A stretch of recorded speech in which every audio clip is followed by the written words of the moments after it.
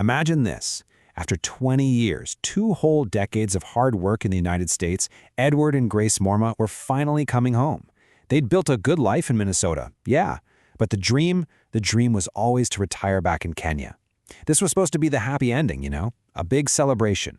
But the homecoming they got, it wasn't peaceful. It was a plunge into a family conflict that had already turned deadly. And just like that, on March 21st, 2023, what should have been a quiet morning in their new life, well, that dream just shattered. The peaceful retirement they had worked so hard for, it ended in absolute bloodshed. And that's what kicked off this tragic mystery, a story that would unravel this incredible tale of greed, betrayal, and ultimately murder. All right, so let's get into the details. The horror, it was all discovered inside this sprawling, beautiful home they had just built in a Koromatal village. This place was supposed to be their sanctuary, a symbol of everything they'd achieved. Instead, it became their tomb. So when investigators arrived, they were greeted by a scene of just extreme violence. The couple, Edward, who was 62, and Grace, 58, were found by their househelp and a farmhand. They just didn't show up for breakfast. And it was clear, right from the get-go, this was no random robbery gone wrong.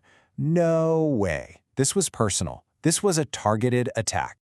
So of course, this was the question on everyone's lips. Who would do this? Who would murder this beloved, respected couple in their own home? I mean, these were people who had just come back to enjoy their life. Who could possibly have that much hate for them?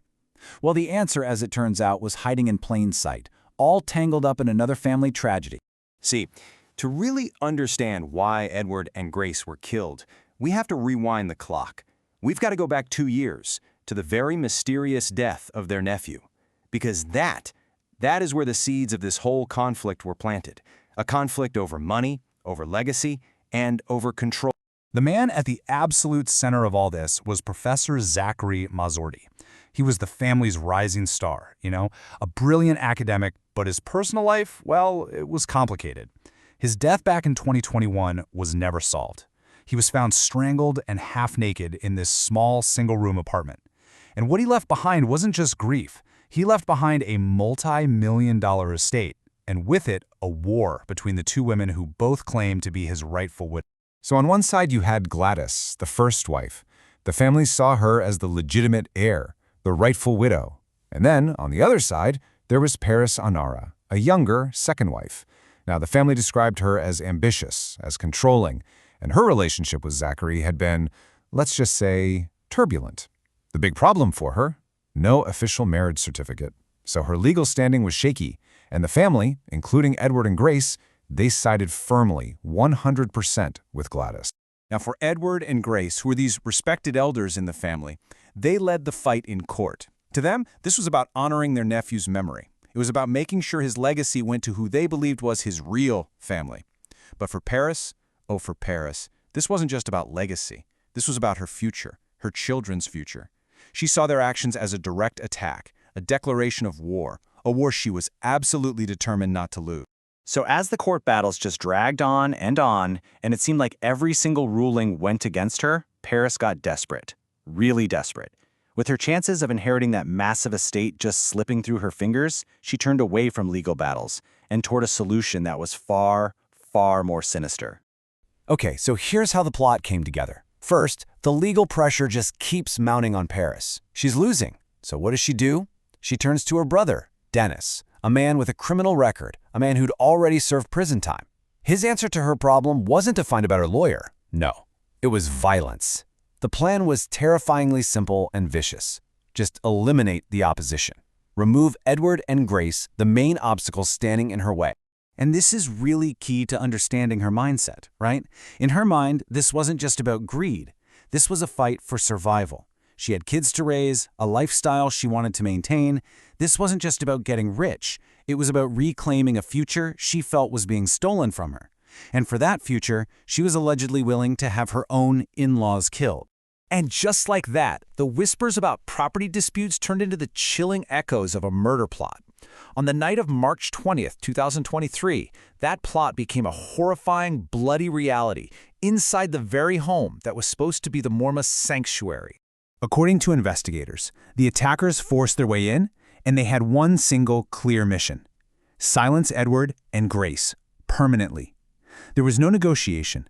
There was no hesitation. This was an execution, pure and simple. The attack itself was just calculated brutality. Their hands were bound with electric cables. Edward, a man in his 60s, he tried to fight back for his life, but he was overpowered. Grace was strangled in her own bedroom. And before they left, the killers methodically dismantled the entire CCTV system, trying to wipe away any trace that they were ever there. The autopsy report just confirmed the absolute savagery of the attack.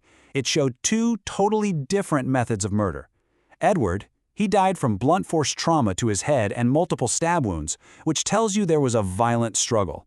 Grace's death, on the other hand, was caused by strangulation. The evidence painted this really clear, awful picture of a merciless, targeted assault.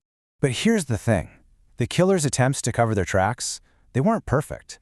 In today's world of investigation, even the smartest criminals leave a digital footprint. And it was that trail that would quickly lead detectives right to the heart of the whole conspiracy. So, the investigation's first huge breakthrough came from digital forensics. Cell phone data, it placed one of the key suspects right at the crime scene. That one digital breadcrumb led investigators straight to Dennis Andera, Peris's brother, and, allegedly, the muscle behind the whole operation. Dennis was on the run. He knew they were closing in. But detectives, get this, posing as street vendors, caught him right at the border as he was trying to slip into Tanzania. And when they arrested him, what was he carrying? A loaded pistol, ammunition, and burglary tools. Basically, the toolkit of a violent criminal. Once Dennis was in custody, the rest of the plot unraveled really fast. His interrogation, combined with communication data between him and his sister Peris, allegedly confirmed everything investigators suspected all along, that Peris was the mastermind, that she had orchestrated the murder of her own in-laws just to secure an inheritance. But the story doesn't end there. The arrests of Peris and her crew, it didn't exactly close the book on this family's tragedy. In fact, it only opened up deeper, even more disturbing questions about other mysterious deaths that surround this family. Which leads us to the first and most obvious question, right? If she was willing to kill for his estate, could she have been involved in the death of her husband, Zachary, the very event that kicked off this whole chain of events?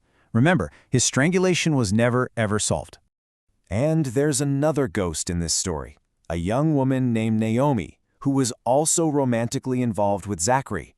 She vanished, just without a trace, on the very same night he was found dead. Her fate? It remains a complete mystery to this day. Which leaves us with this one final chilling thought. The murders of Edward and Grace Morma exposed this dark web of greed and betrayal, for sure. But it also suggests that their deaths, well, they may only be one part of a much larger, much more sinister story. A story whose full truth might still be buried, just waiting to be uncovered.